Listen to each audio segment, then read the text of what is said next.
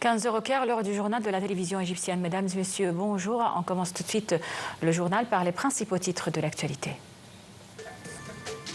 Le président Abdel Fattah el-Sisi reçoit au Caire son homologue émirati, Cheikh Mohammed bin Zayed Al Nahyan.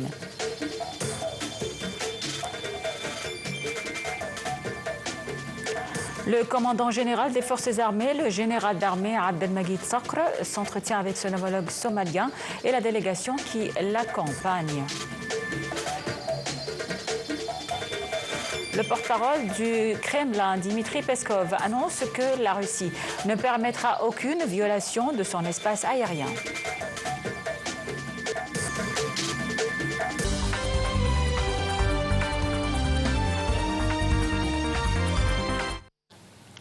À la une de l'actualité, le président Abdel Fattah el-Sisi a reçu ce lundi au Caire son homologue émirati, Cheikh Mohammed bin Zayed Al Nahyan. Selon le porte-parole officiel de la présidence de la République, la visite du président émirati en Égypte intervient dans le cadre des relations fraternelles historiques liant les deux pays. La visite intervient également dans le cadre de l'intérêt qu'accordent les deux dirigeants au renforcement des relations dans les différents domaines. Selon le porte-parole de la présidence de la République, la rencontre comprenait une réunion étroite, une réunion élargie des délégations des deux pays suivie d'une réunion bilatérale à huis clos entre les deux dirigeants. Les discussions ont porté sur l'évolution de la situation régionale, notamment dans la bande de Gaza. Les deux dirigeants ont salué l'initiative proposée par le président américain Donald Trump visant à mettre fin à l'agression israélienne contre les Palestiniens, soulignant l'importance de soutenir cette initiative pacifique afin d'ouvrir la voie à une paix durable dans la région.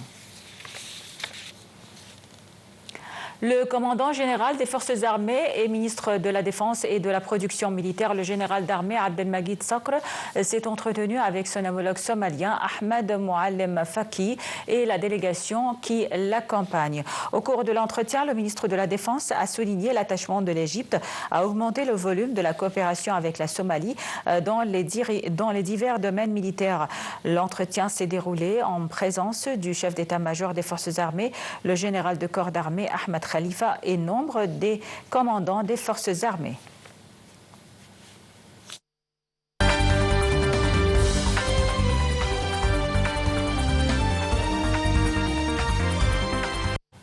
« 18 Palestiniens ont été tués dès l'aube par des tirs israéliens dans diverses régions dans la bande de Gaza.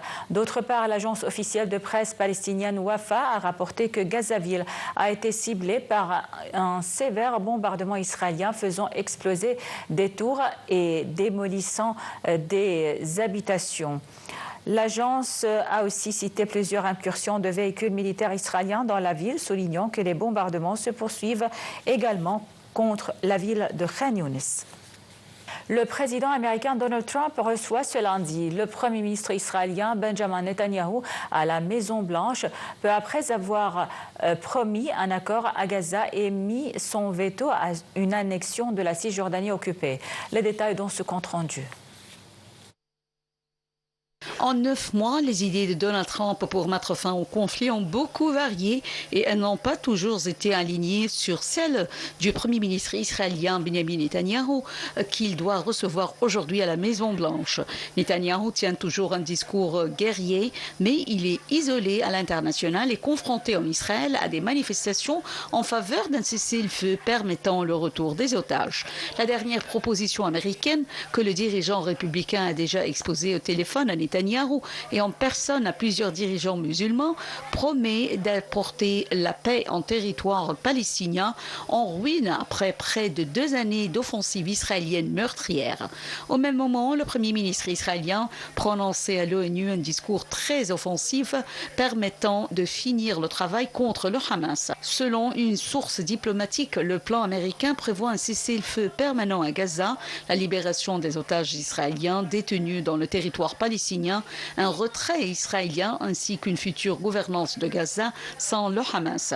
Selon des médias britanniques, l'ancien Premier ministre Tony Blair pourrait jouer un rôle majeur au sein d'une future autorité de transition à Gaza, à condition toutefois que Washington défende de manière disciplinée et continue une vision très claire, ce qui est un vrai défi pour le président américain, très fluctuant dans ses approches géopolitiques. Un drone israélien a lancé aujourd'hui une frappe aérienne ciblant la ville de Aïtaroun, située au sud du Liban. Un autre drone israélien avait visé dimanche la ville de Houmin al-Fawqa, tandis que des avions israéliens survolaient la région de Zahrani. D'autre part, l'aviation israélienne avait mené une série de raids ciblant la zone située entre Reymen et Jarmouk, située également dans le sud du Liban.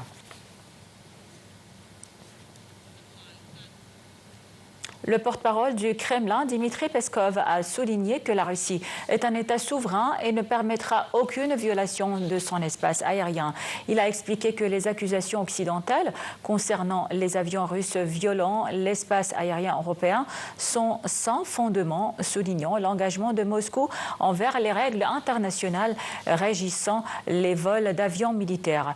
Par ailleurs, il a condamné les déclarations appelant à abattre des avions russes, les qualifiant de totalement irresponsables et avertissant qu'elles pourraient conduire à une dangereuse escalade. Ces déclarations font suite aux déclarations de l'OTAN et du président Trump qui ont affirmé que les pays membres de l'OTAN pourraient abattre des avions russes s'ils violaient leur espace aérien. Des rapports norvégiens indiquent que l'aéroport de Bardufoss en Norvège a été temporairement fermé et que plusieurs vols ont été détournés vers d'autres aéroports après que des drones ont été détectés. De son côté, la compagnie Norwegian Airlines a indiqué que son vol d'Oslo à destination de l'aéroport de Bardufoss avait dû faire demi-tour hier soir après que les autorités ont signalé la présence de drones dans la zone d'exclusion de l'aéroport. L'origine de ces drones reste incertaine. Dans ce contexte, les autorités russes ont annoncé que 2 personnes ont été tuées lors de frappes nocturnes aux drones sur la région de Moscou. D'autre part, les défenses aériennes russes ont annoncé avoir abattu 84 drones ukrainiens pendant la nuit. Entre-temps, le Kremlin a indiqué qu'il n'y a aucun signe de la part de Kiev sur une éventuelle reprise des négociations entre les délégations russes et ukrainiennes. L'Iran a dénoncé ce dimanche comme injustifiable l'établissement des sanctions de l'ONU à son encontre 10 ans après leur levée en plein désaccord avec les Occidentaux sur son programme nucléaire. Les détails dans ce compte-rendu. Allant d'un embargo sur les armes à des mesures économiques, les lourdes sanctions de l'ONU sur l'Iran ont été rétablies samedi après un feu vert du Conseil de sécurité consécutif à l'échec des négociations.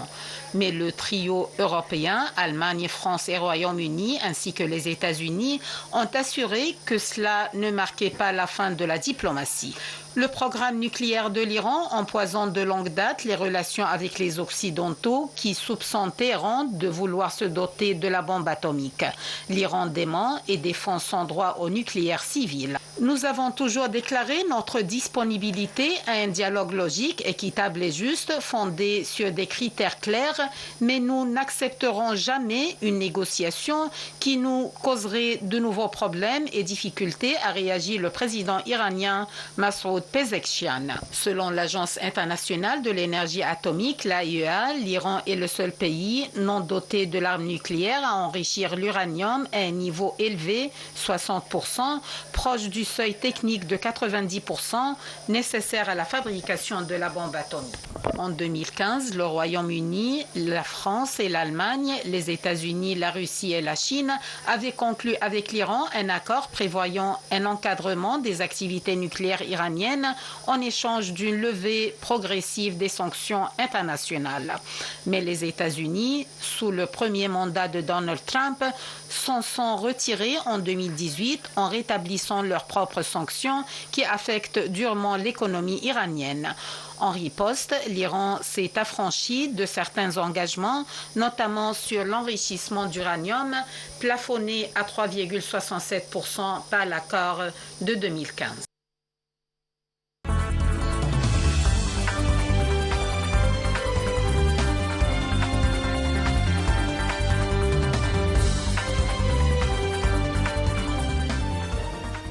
Et sur notre page économique, l'inflation est repartie à la hausse en Espagne en septembre pour atteindre 2,9% sur un an, soit 0,2 de point de plus qu'en août. Après 2,7% en août, mois pendant lequel l'inflation était restée stable. Ce rebond s'explique principalement par le fait que les prix des carburants et de l'électricité ont moins baissé qu'en septembre 2024. L'inflation avait fortement rebondi en juillet, atteignant 2,7% en glissement annuel, soit 0,4 points de plus qu'en juin, mais s'était ensuite stabilisé en août. La hausse de l'indice des prix à la consommation harmonisée, qui permet les comparaisons entre pays de la zone euro, est passée à 3%, une hausse marquée à 0,3 points par rapport au mois précédent.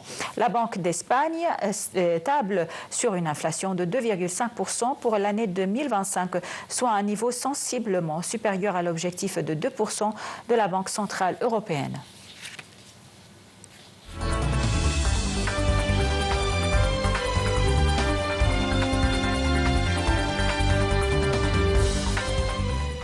Et le Vietnam a annoncé avoir évacué dimanche près de 30 000 personnes de ces régions côtières, alors que le typhon Boa-Loa a atteint le pays et fait 11 morts et une vingtaine de disparus. Les détails dans ce compte rendu.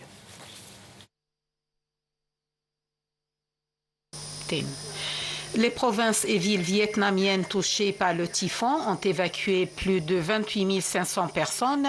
11 personnes ont péri et une vingtaine sont portées disparues selon l'autorité de gestion des catastrophes. Parmi les personnes décédées, au moins 9 ont été tuées par une tornade provoquée par le typhon qui a balayé la province de Ninh Binh au nord du pays et 2 autres dans les provinces de Thanh Hoa et Hue. Plus de 15 000 habitants de Ha Tinh, dans la région sidérurgique du pays, ont été orientés vers des écoles et des centres médicaux transformés en abris selon les autorités. Près de 117 000 militaires ont été mobilisés. 4 aéroports nationaux enfermés et tous les bateaux de pêche se trouvant sur la trajectoire du typhon ont été rappelés au port. Les scientifiques estiment que le changement climatique causé par l'activité humaine provoque des phénomènes météorologiques plus intenses et imprévisibles, augmentant le risque d'inondations et de tempêtes destructrices, en particulier dans les tropiques. Plus de 100 personnes ont été tuées ou sont portées disparues au Vietnam en raison de catastrophes naturelles au cours des 7 premiers mois de 2025, selon le ministère de l'Agriculture. Les pertes économiques ont été estimées à 21 millions de dollars.